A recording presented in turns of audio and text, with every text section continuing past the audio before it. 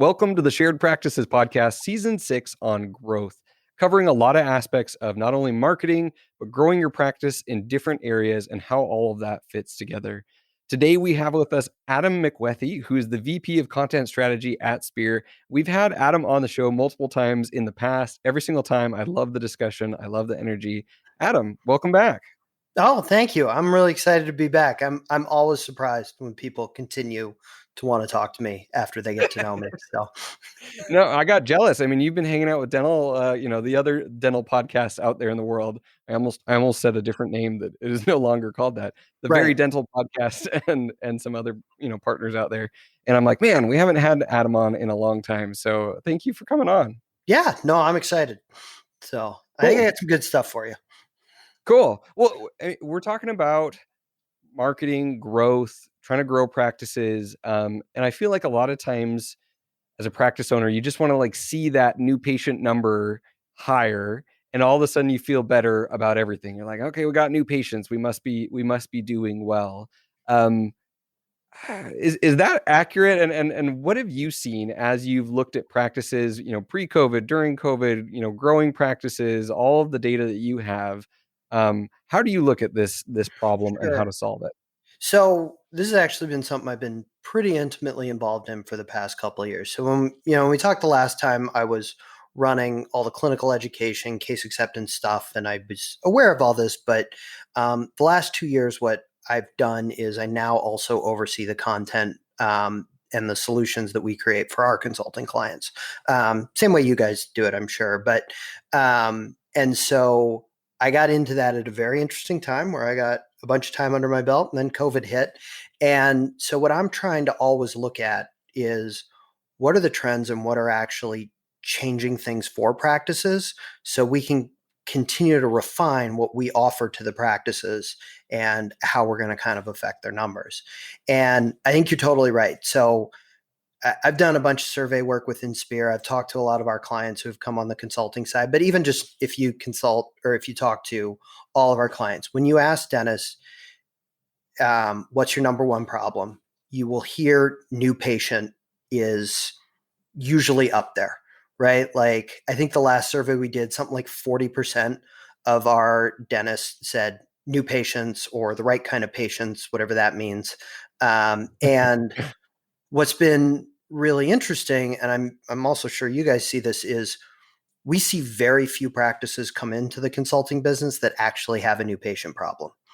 Most of them have a retention problem, so a leaky bucket on the back end, or they're not actually offering patients what they need. So they maybe have a treatment planning issue. They have a hygiene department that is spending all its time doing heroic prophies instead of having a decent service mix. There's a bunch of patients in what we call the dead zone where they're like, you talk to them about something and they're like, yeah, and then you just never hear from them again. And you got all these different levers. And what I think is really hard for a lot of practices is new patient flow is I don't want to say it's an easy thing to do, but it's an easy thing to focus on because it's like one set of actions. I either do some marketing, I work on internal stuff, and then I can count the number of new patients who come in.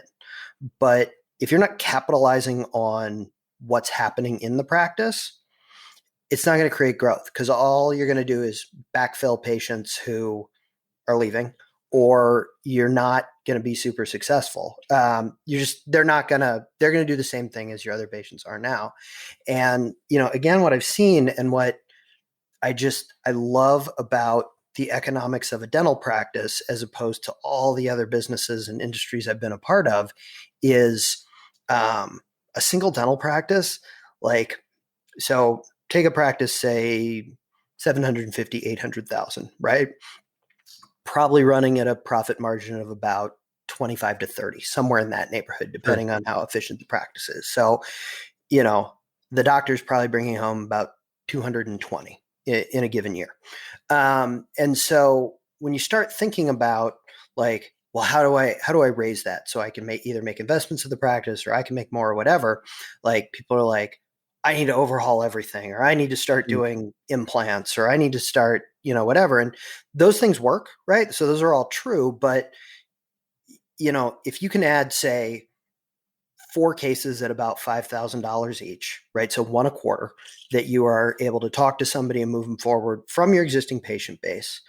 That'll increase your revenue by about 2%, right? Which becomes about $16,000 take home, because if you're at that 750 mark, your overhead is covered. And so any case you're bringing in, especially ones outside of insurance where you're not taking that 20% cut, that puts dollars directly to your bottom line. And so I think about, like, and I've talked to a lot of dentists about this. I was like, all you got to do is talk to 4 patients correctly, that, more than you did the year before, and you can get a $16,000 raise. Like, I think about what you have to do in the corporate world to get a $16,000 raise. Like, Right. and it's, Makes you sick. You're like, you yeah, it's jerk, like, you I need dentist, to come come on. out with a better, new sliced bread or something. Um, but Well, and I love this discussion because you're validating one of my original, like when I created the shared practices seasons, I had this document, and part of it was this idea that even though it's fun to start with marketing, I procrastinated on purpose. I said, let's start with case acceptance. Let's start with culture and leadership, some of these other systems, so that by the time you hook up marketing and really start aggressively looking for new patients, all of these other touch points, once the patient gets in, are at least, if they're not perfectly optimized, at least you've trained on them, you've built systems around them, you've focused on them, so that you're not wasting your money. And you mentioned before the call there, you even have like a specific list of stuff that you say before you start cranking up new patient numbers and really focusing on that. Let's check these off the block before we move forward. Do you mind talking through that here on the Yeah. show? So let's take your case acceptance example, right? So talk to a lot of practices. They're like, my case acceptance is no good. And, that may be true. What they need to do is to do an actual assessment, because what you think in your head is always different, and you need to make sure you're measuring it correctly. So, like, I'll talk to practices and I'll be like, okay, what's your case acceptance? And they'll give me some number. And I was like, is that new patients? Is that patients a record? What is that? And they won't be able to break those out because those are two wildly different things. And then the other part is, a lot of them are, the way they're actually calculating in the DPMS is, they did a treatment plan. It was accepted by the patient, but they're not tracking starts. So, like, Mm, when they actually start the work or when they start billing on the work. So, like, they think they've got 90% case acceptance because they have 90% of people are like, yeah, I'll do that. And then right. maybe they're only starting 40% of them. Or it could be that your case acceptance under 500 is amazing, but your case acceptance at 2000 and above is abysmal. So you gotta dig into the numbers. So you gotta understand that first. So if I was talking to a practice, first thing I would tell them to do is, I said, you need to look at what you're treatment planning, right? So, because it all starts with that, right? You can't say, it's very easy to have 100% case acceptance if all you're doing is composite fillings, right? Like, Right. you're just the master of composite fillings. So And you got and to the look at that. insurance covers it too. You've Yeah, got a massive boost in your behalf when the patients are like, sure, it's mostly covered, right? Okay, let's right. do it. And it's not really case. I mean, LD Pankey actually talked about this. This is one of my favorite things that he talked about. Is he said that as our level of clinical expertise goes up, our ability to communicate with the patients needs to increase too. So yeah, case acceptance for $120 procedures that are 100% covered, awesome. To have a conversation with somebody about, hey, you're going to need a significant amount of work, whatever that um, is a very different thing. And we talked about in the last one about how many people actually say no for money and kind of all that stuff. So I'm not going to go super deep, but I would say you need to be able to treatment plan, because you need to be able to see everything that's there to be able to Mm. present that to the patient. And then you need to be able to execute on that in a profitable way, and in a way that works for the patient. So, for instance, we did a study on Yelp 3 or 4 years ago where we looked at 1,200 Yelp reviews of practices across the country. And there are only a few things clinically that patients actually care about, one of which is aesthetic cases, right? So that's how I smile. That is something I've invested a lot of money in. And they will, if they turn out well, they'll write a good review. If they turn out bad, they'll write a negative review. It's one of only 3 clinical things we found they will actually talk about. The other 2 have to do with pain. So if I was in pain and you made me out of pain, I will say nice things. If I was not, and then I am, I will say mean things. I know you're like, wow, you did some work to figure that out. Well, yes, I No, did. that's good. I like that. I like the fact that there's data to that of like, really, if you get these 2 things right, cosmetics and pain, you're going to get good reviews. If you get these 2 things wrong, you're going to get bad reviews, and almost nothing else matters in terms Right. of clinical dentistry. Yeah. I mean, no one cares about your margins. I mean, I care, but I'm sure you do. I'm sure you do, Adam. so the thing is, like, you got to be able to like execute, because one big case, that is going to be a better referral engine for you than 100 little cavities or crowns or whatever. So you got to be able to execute the treatment. You can't be putting veneers on people and putting them, making them hurt or having them pop off. You got to so treatment plan is the number one thing we're going to look at. So what we're looking at is generally, we look at dollar amounts treatment planned on new patients versus existing patients, because that's really a measure of what are you seeing, right? So we'll look at that. If it's not there, it's super inconsistent, we're going to look at treatment planning. And that'd be one of the first things I recommend you looking at, because if you're going to get these patients in, you got to be able to feel confident that you're going to solve problems. So with that, and again, we saw this in some of the research I did for PatientNet initially, in that patients who like lead practices, they're generally surprised by something. We found this in some of the focus groups, some of the other research. So, you have a lot of doctors who have a tendency to not want to present all findings.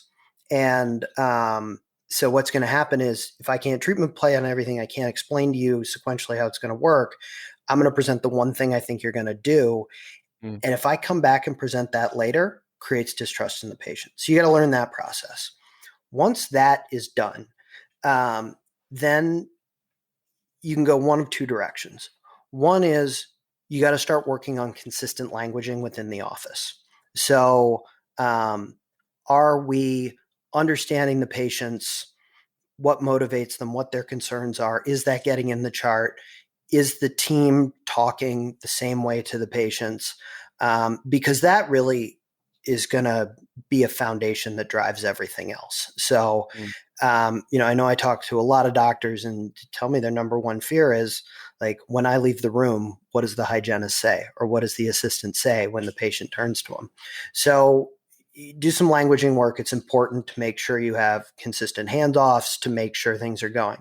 The way you're going to tell that's working is, you're going to look at patient satisfaction. You're going to look at, conflict within your office and stuff too. But you should naturally see an increase in case acceptance when sort of the team is educated and the team's speaking the same way to the patients. So there's that, right? You can go, the next thing that I would do to fix you got a question? I did have a question with that. Yeah. And I know that some of this goes back to case acceptance that we covered in depth in that season, but just little things in this like trigger questions in me. So one was when you talked about languaging and what motivates patients and capturing that into the notes. What are some questions that we can arm our team with to get this out of the patient in a non-threatening way of like, okay, what do you care about? Do you care about price, pain, or it's like if you say a certain way, it's going to turn patients off. How can we get this out of patients? So I think there's a couple ways to do it. Is the big first step, and sort of what we teach in facially generated treatment planning and stuff like that, is you've got to be fairly systematic in how you do things. So I can't, we teach that you do a report of findings in your initial examination, and it covers everything. So the patient can see it, and the team member then can support that by knowing what you're looking for. So that's one thing. The second thing is like, a great way to start these conversations, if you're saying, hey, I see this picture or I see this thing, your team's got to be able to identify it. So let's take out a hygiene, for instance. So if you can teach your hygienists how to clearly identify cracked teeth, right? And like the level of it, you can teach them how to do, the pressure test and transillumination and kind of those other things. Then what they can do is they can say, hey, I'm seeing something. I need the doctor to take a look at it. And Mm. here's why it concerns me. So now that's a super non-threatening way. And that's a simple example, but they understand you're going to practice that handoff from the hygienist to them. You can do something similar when you're doing a comprehensive exam on someone and you've got the assistant in the room. If they're cued in on what you're looking for, they can prompt the questions the patient may not think to ask, right? So as you're going through and say you're, doing a muscle exam or something, and the patient's like, oh, I have all this pain on the right side.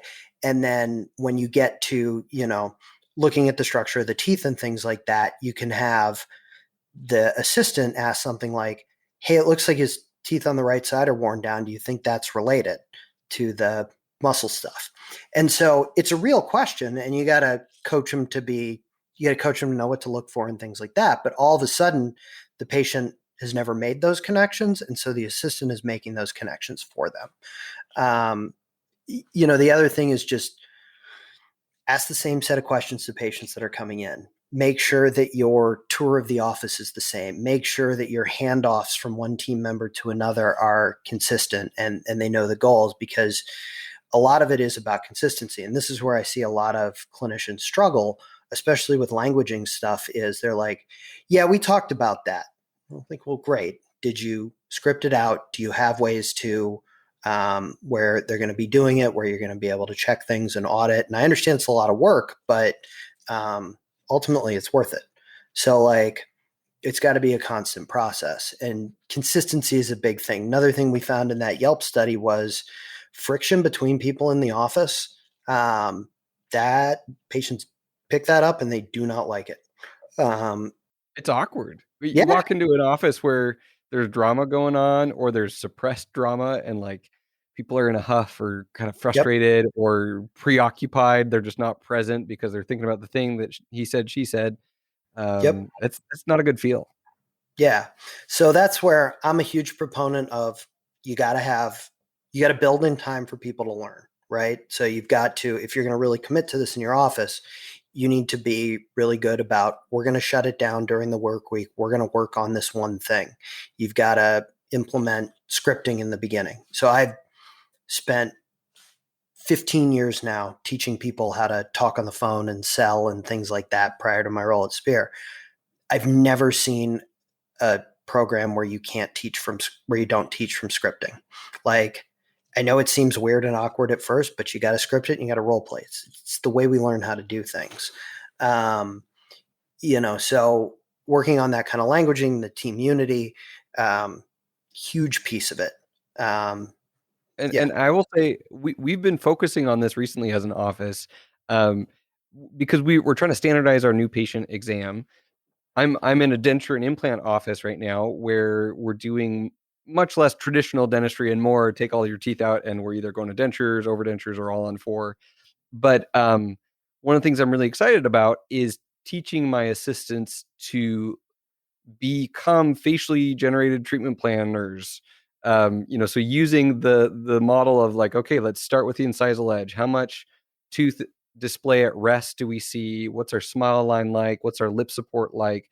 And I'm trying to help my assistants see this and do it in a systematic way so that I don't get distracted and off on tangents. It's like we collect all the data first, we go through all these steps, and then we get to the options and we talk through the options in the same way every time. And it's helped. It's been it's made a big difference. And it's also helping us make less errors in treatment planning and miss things like, okay, we need alveoplasty, we need to reduce the ridge, we need to tuck things in, we need to place the implants deeper so that we've got restorative space and space for the denture. But it also gives like a confidence to the Oh assistants, yeah. to the doctor, and the handoff. And I think you feel that as a patient, that it's like, okay, there's there's an order. We started with big picture systematic stuff. We looked at then like your oral health, and then we got to the teeth and the teeth relationships and all of that. And it's amazing how just creating an auto note that we go through every single time with these portions. Here's the stuff the assistant does before I get to the room. Here's the stuff we do together once I'm in the room. Has made a difference on case acceptance, and then therefore the growth of the practice. And you wouldn't think that would directly affect it. Yeah. I mean, again, like, and I find it's hard because, independent dentist, it's kind of you and your knowledge base, and then maybe some other people that you know.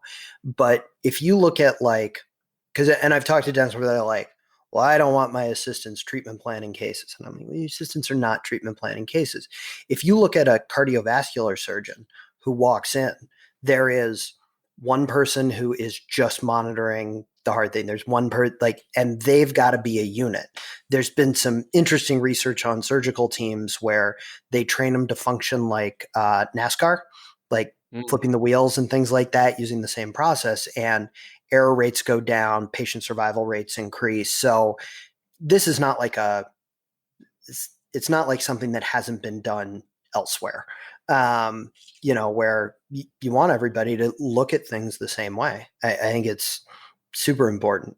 And with that, if I'm trying to solve case acceptance, the next thing that I have to fix is hygiene. Before I'm going to start dinking around with new patients and all this other stuff, your hygiene department needs to run really efficiently. So what we look at biggest thing we look at is, do you have a consistent hygiene philosophy? So do you know what the goal can you rally everybody around a single goal around what the hygiene department does? Are they trying to bring people back to health? Are they, kind of what's the goal? And then you look at service mix. So, APA says 50% of Americans have some form of gum disease. So if I see a practice that has got 1%, perio maintenance or 2% perio maintenance, I mean, maybe you live in a super awesome area where people just love flossing so much, but the numbers tell me you're doing heroic prophies and not telling the patients what's going on. So, and again, to go back to like the example I was talking about with the money before, like if you can take one patient a month who needs to be in perio maintenance and you can get them to do the SRP and then do the perio maintenance, that works out to about $15,000 in revenue at the end of the year from just like from the difference between prophy fees and can you go 3 times a year and, the fees for SRPs. And that's all insurance based stuff. But like, that's real money to the bottom line, know? And, but it also speaks to, if your hygienist can't speak to the patients about the thing that they know better than anything else, and the thing, honestly, that I've found with most hygienists is they care about more than anything else. Like most hygienists I know, they really care about keeping the tissue healthy and the importance of that. And if they can't speak to that and move those patients forward, they're not going to be able to talk about restorative work. They're not going to be able to point out wear facets. They're not going to be, they're not going to be able to start any of those conversations. And so get your hygiene department, because every new patient is eventually going to go into hygiene. So, and that's where your patient of record case acceptance should be coming out of the hygiene room. It's also what changes your retention in the practice.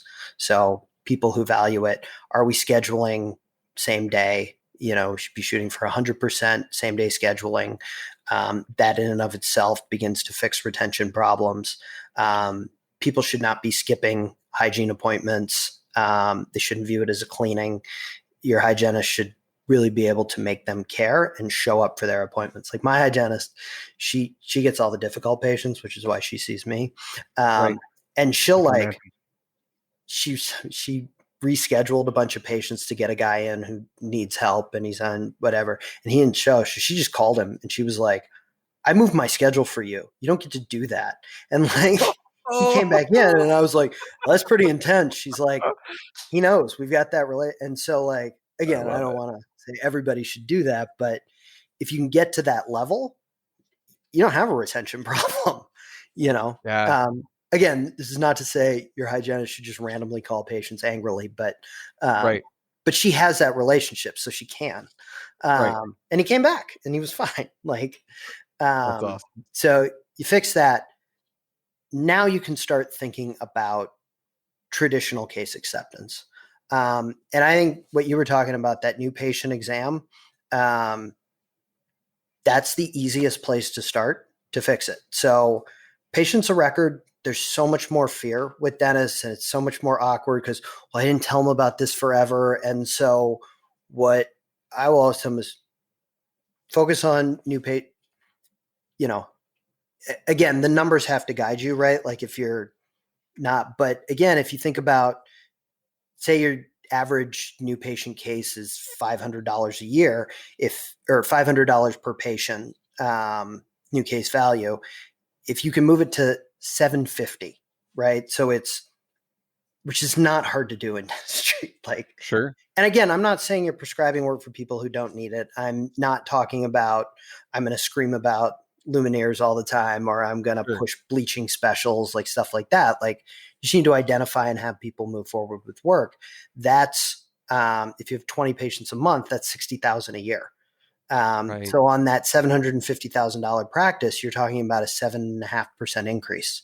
And that's not a huge jump. That's just, how do we bring in the new patients? So what we teach in FGTP is, are you filtering people into the right appointments, either a comprehensive exam or a, just sort of look at their chief complaint, right? The people who opt in, are you giving them complete records? Again, you got to be able to treatment plan. You got to do all that stuff comes together, but we go fix new patients. We make sure that system is in place. Then it's easier, honestly, to do patient of record. And the way you can go after patient of record is, you just basically tell them like, hey, we're now bringing everybody in every however often. We're going to do this comprehensive exam once. Part of it is that our understanding of dentistry keeps changing. The technology keeps changing. Like, people get that. Like, and it's interesting with dentists because there's this like block where they're going to think I didn't know what I was doing. But if I go to like my doctor and I'm on one heart medication, he's like, hey, they came out with a new heart medication and this new test. We're going to do those and see if this is right. I'm going to be like, well, that's amazing. Great. But in dentistry, well, not me, I'm not actually a dentist, but dentists You in can speak general. for us. You talk with, you're embedded into the profession now. You're an honorary dental professional. You know that. So All right. yeah. Yeah, You I can told speak Greg for I us. have my junior prosthodontist merit badge. So I love it. so I can't do anything practical, but Right. but I can talk about stuff. Right. So yeah, I mean, that's like, so you just got to own it. I mean, Frank, like, he talks a lot about this where he's just like, things have changed. We need to do this new exam. I know more than I did because I keep learning and getting better. I'm looking at new things. I mean, this has been a big thing with the introduction of like conversations about airway issues. And how do you introduce those in a real way into a practice and make it part of what you do is you say, hey, we know things we didn't know 10 years ago. We didn't know this was causing tooth wear. Now we do. Right. So now we can actually fix stuff that we couldn't fix before. And patients are going to be fine with that, right? And you can even go as deep as, if you're real worried about it, take your entire patient list and rate them all have the team rate them with an A, B, and C. And it's really about who comes all the time, who do we like the most, who's the easiest to talk to. Just do your A's and just make it a part of all your A's. Once a year, you're going to say you do this thing, because those are your softball conversations, right? And if that's a third of your practices and you get good at it, then worry about your B's and your C's, right? So C might stand for cranky, and so it's just really about systemizing kind of everything you're doing through that patient's experience and fixing one thing at a time. That's the other thing. And this is not unique to dentistry. This is every business I've ever been in. There'll be some problem and they'll be like, we need to do everything right now. And it's like, no, you don't. And if you do that, you're going to fail. It's the same reason, like New Year's, I'm like, I'm going to only eat vegetables and I'm going to run a marathon and I'm going to do this. And it's just like, I need to calm down. Why don't you just not eat McDonald's every day? How about that? With that. Yeah, for me, it's days without cereal. I've been meaning to make this counter on my wall, like, and just like the days without traffic fatalities. That's the one the Army would have every time you're leaving post in the Army. Which is sad. But for me, it's days without eating a bowl of cereal, because cereal is like my vice of the thing that, like, when I am stressed or bored or don't have something better to eat, I go straight for that bowl of cereal. What's your drug of choice with that then? Man, if you put Cinnamon Toast Crunch in my house, that will disappear pretty dang quick. I'm a child at heart, I guess. Yeah, no, that's good. I mean, it's not like you were like, I need my Frankenberry, or It could be worse, I guess. Yeah, you're right. No, and I love the phrase, like, do I have your permission to talk about this? Like, hey, we see more than we used to from the advances in dentistry, and we have more options than we used to have. As I'm looking at your mouth, if I see something new, do I have your permission to kind of bring up what I'm seeing and bring up what options that you have at that point? So this is actually terrifying me that you brought that up. I'm doing a series of articles. The first one came out. I'm calling them Frank's Phrases, where I explain the social science behind the things that Frank does.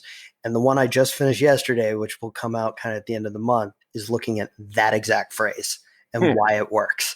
Well, I think I stole it from you guys, so it makes sense. So that's kind of cool. So tell us about that.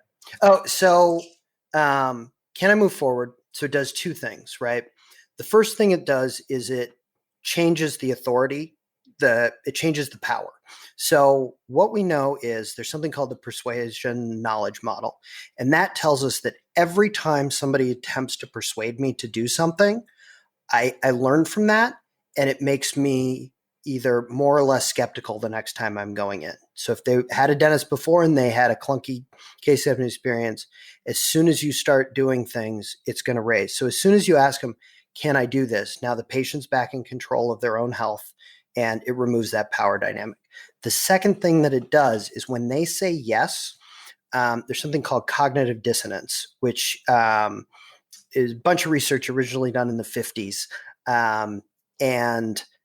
Basically what cognitive dissonance tells us is that if I take an action, in this case saying something, and I don't believe it, my beliefs are actually going to shift because I can't live with that disconnect. It creates dissonance. And so the second that you say, can I do this? Everybody's going to say yes because most people are polite.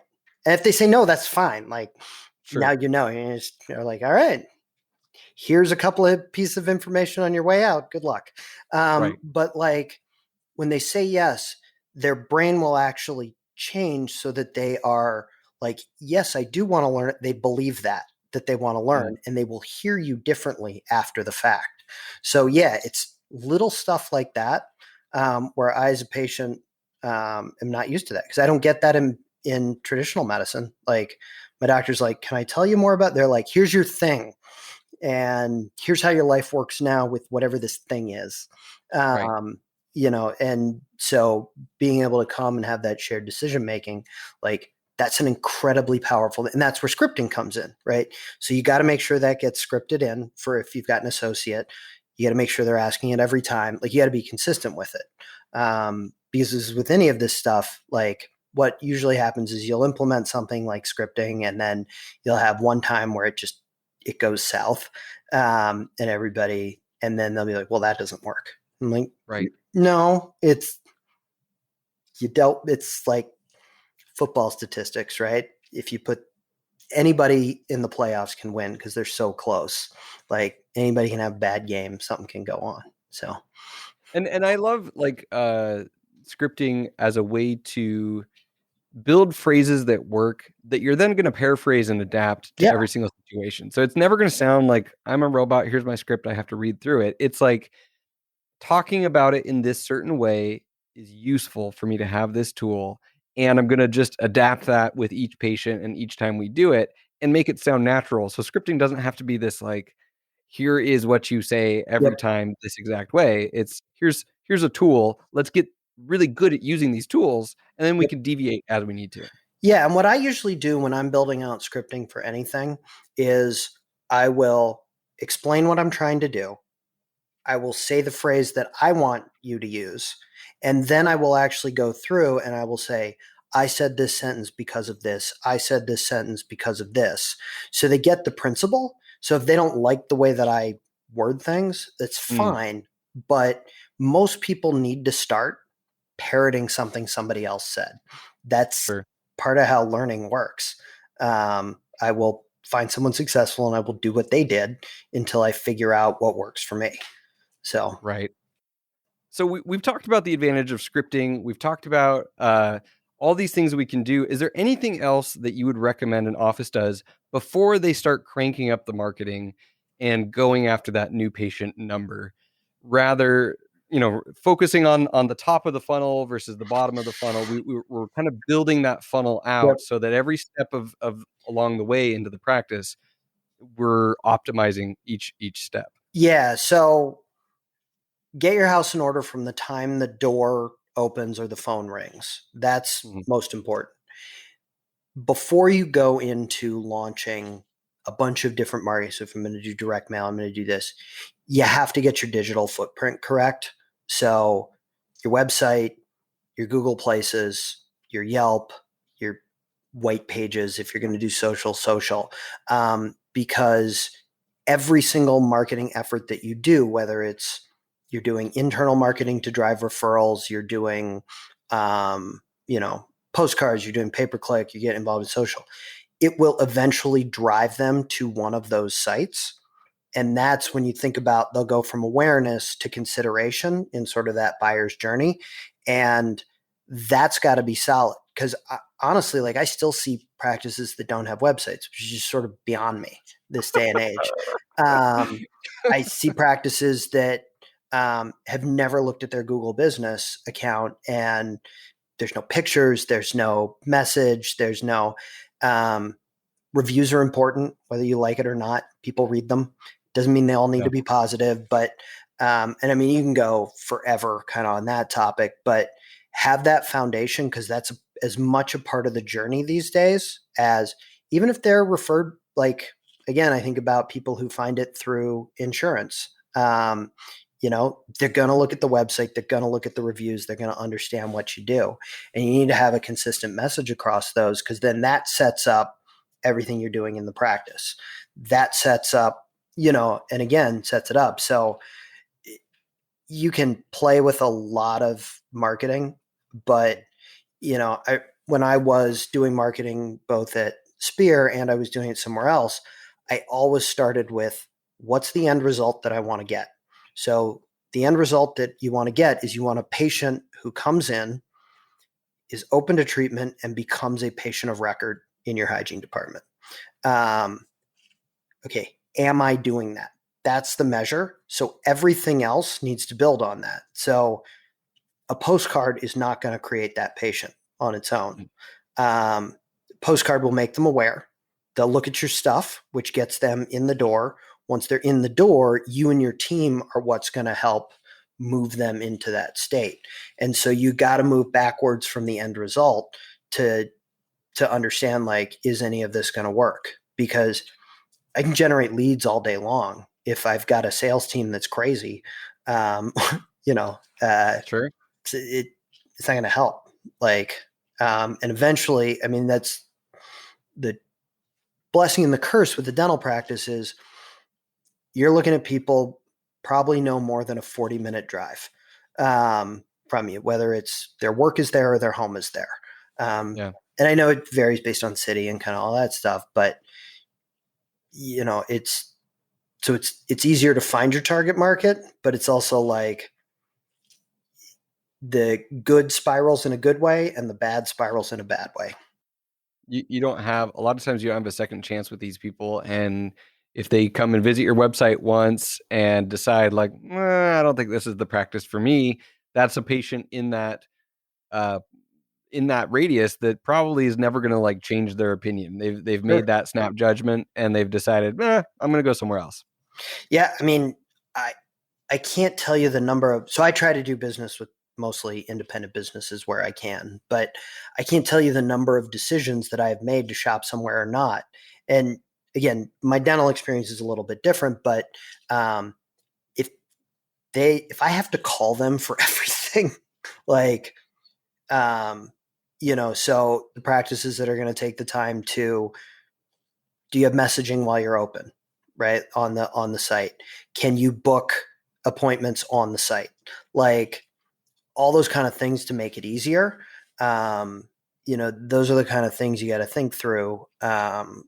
Because again, like you think about me, I'm a pretty good consumer for you, but I'm stuck in an office and well, now I'm at home, but I was stuck in an office and in meetings kind of all day long, or I'm working on stuff. So if I try to play phone tag with a practitioner, chances are I'm not going to end up getting into that office. So like my office is great. I leave a message. I'm a patient of record, so it's a little bit different, but they have a form on their website. Like I needed to move my hygiene appointment up because hopefully Darren's going to actually start my case. And so I filled out a message. They were able to show me the appointments that were available. I clicked on one. Then they said, all right, we'll let you know. I got a text message back from them that said, can you confirm this time? And everything was just like that is super helpful to me and my schedule.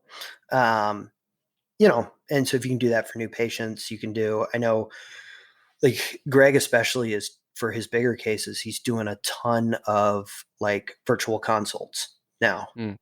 to start it off to kind of understand. There's some really cool stuff that's happening in the ortho community around the virtual consults and then using virtual tracking around. I mean, there's a lot of cool things you can do, but you got to go back to what's the goal, right? My goal is to get a patient who comes in, values dentistry, and stays a patient of record. Like, is everything driving towards that thing? That's awesome. And I love that framework for how to think about marketing. It's not, are we getting new patients? Is that number moving? It's, are we creating patients who accept treatment and our new patients a record? Um, and it just changes how you think about the problem. I think it opens up additional avenues, but then it also sharpens how critical you are of the success of whatever you're doing is. And what you're tracking and all of the failure points along the way that can cause that to not happen. Yeah. And then it all comes down to too, like I'll ask doctors like, why do you need new patients?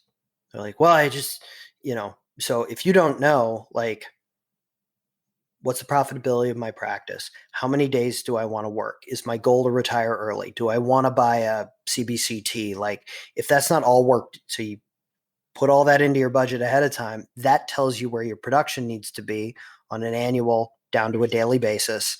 And then you start saying, okay, how do I get from where production is to where it's supposed to be in a way that I'm comfortable with? So like, again, you start talking about a lot of stuff and people start thinking like Western Dental and some of these sketchier DSOs, Sure. where I've interviewed people who were the salespeople at Western Dental, and they had an expectation of $3,000 per new patient, Ooh, treatment planned out.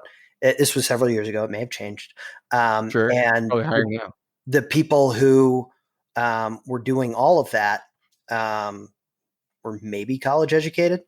Like Wow. the dentist wasn't really involved. And so when I say you need to increase production, I'm not saying like that. I'm saying do what you're talking about, where everybody that I have ever talked to, and again, our numbers show it in SPS, so I can speak to it with authority now because like 600 practices or something, and I can see their data. When you implement those principles, you see more, and your conversations change with patients, and other things start coming, and you're not recommending stuff people don't need or don't want.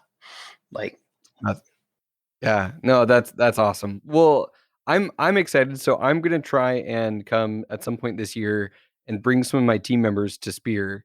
I want them turning into, facially generated treatment planning uh assistants. Like I want them not diagnosing, but seeing what I see so they can serve it up on a platter when I walk in the room. They're saying, I think we might want to open the video and do some alveoplasty, do X, Y, and Z, and I can agree or disagree, and I'm the one who actually diagnoses and yeah, treatment plans. But we're all on the same page, and there's more of us focusing on the same problems and talking to patients about these things and catching things that are going to cause problems down the road if you miss them. Um, I'm excited you guys are back open. So tell us about yeah. opening back up of the campus and So what Spirit got going on. campus is back for workshops. So we opened up kind of end of sort of April ish, Okay. April Marchish of this year, and it's been going really well. So we got all the safety procedures. I mean, now most of our clients who are coming are vaccinated, so it's not. But we changed a bunch of stuff. We've got barriers. We got all this stuff, but Sure. we're finally back up to full classes. And Cool. the back half of the year is filling up, which is really great to see. And people overwhelmingly are just, I'm so glad to be here. I'm glad to be moving on this path again. Everything went stagnant. It just really, they need the education. They're learning the education, but we're also seeing people being much more excited about implementation. Because there was always a lot of people who came out and they were like, come to Scottsdale, I hang out, I'm never going to implement this. We used to hear that. And I don't understand this, I, Dennis. I don't get it either. Yeah. I'm like, this isn't free, right? Like, Yeah, you paid money, you shut your office down, you flew everyone out, you put people in hotels. Maybe it's just them, but it's just like, really? You didn't have something better to do with your time if you weren't actually going to do any of this? yeah, they're like, I like the camaraderie, I like this, but I can't implement any of this. My patients won't do this kind of treatment. I've heard that from people, and I'm just like, you're an born dentition. This is your like 8th workshop. Like, Yeah. okay. I mean, I'm not gonna lie, I'll take your money, but Sure. but like there's a new focus on implementation because I think and it was interesting because I talked to Mitch Ellingson, who kind of helps us run SPS, and he was running a small DSO uh, during the financial crash. And so what I see is a lot of the dentists who were doing there, they tend to be more implementation focused. I think we had this 12 years where, if you got into it, you hadn't seen a bad economy yet. Sure. And I think this really focused people on like, oh, yeah, I got to get better at it. I don't want to say recession is a good thing because it's not, but it does sharpen everybody's awareness of what's really important. And like, what was interesting is our practices that came out of COVID actually more busy were the ones who did one simple thing. They communicated to all their patients. Like, there's so many practices that just shut the doors and let the answering machine get it. The practices that came out stronger and actually can't handle the new flow of patients, they called all of their patients and said, hey, we're here for you. We don't know how to do this. Here's the types of emergencies we're still able to treat because we want to keep you out of the emergency room, which is going to be much more dangerous for you. And a month in, they did it again. And like, it's not a huge cost to have one person making phone calls for a week. You can hit most of your patients. And so what happened was when those patients knew what was going on, they referred all the emergencies of the people who were like, I called my dentist 4 times. It was just a machine. And now those patients are all their patients of record and they don't know what to do with themselves. Yeah. So it's simple things done consistently, like all the other stuff we talked about. So it's like, well, do I need a marketing campaign? It's like, Why don't you call your patients if your practice is shut down? Yeah. How about Well, that? and ironically, it was like just an excuse to touch in with all of or, to check in with all of Yep. your patients. It was like hey, we're closed. Hey, we're open. And it's almost like you just need to create some more reasons to communicate Mhm. with all your patients, your existing patients of record, and maybe you're going to get more patients coming back. Maybe you're going to get people who are like, oh yeah, I guess it's been a year and a half because of COVID. I haven't been back in. Um, I think that's really interesting. Is that one piece was the communication is what made the difference. Yeah. Yeah. And that's, I think, the thing that a lot of dentists, and I'm actually not going to say dentists, that is all businesses that Mm, I have ever been involved with or been exposed to, overcomplicate things. Like, yeah, call your customers. Like, I don't know. it Like, works. yeah. Well, cool. Well, Adam, I really appreciate you as always coming on the show. This was a ton of fun. I really enjoyed our conversation. If people are looking for a good website to go, speareducation.com, is that it, or Yep. is it different? Speareducation.com.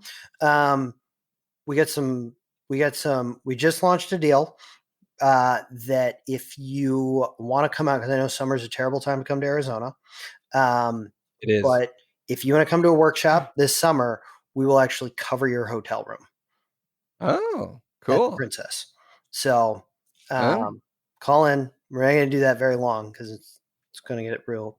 But yeah, we're trying to, because there's people who are kind of like, I just don't know. I'm on the fence. We want people experiencing it. We want them back in it. We want them excited about it. So um, if you and your call, October on certain courses is booked up, so it's like the fall is starting to book up. yeah, So the summer yep. opportunity is kind of a beautiful And window. honestly, if you're coming for actual education, it is such a much better time to come for Phoenix anyway, because everything is cheaper. So like if you do Yeah, want to play around a golf, it's half the price of, if you restaurants are offering all kinds of deals. And so it's perfect. honestly, if I was going to come out here for dental education, I would come in the summer. Um, Yeah. so, but Why not? Well, there we go. Well, thank you again. We will talk with you next time. Thanks, Adam. Take care. all right. Thank you so much. Hey, we'll see you.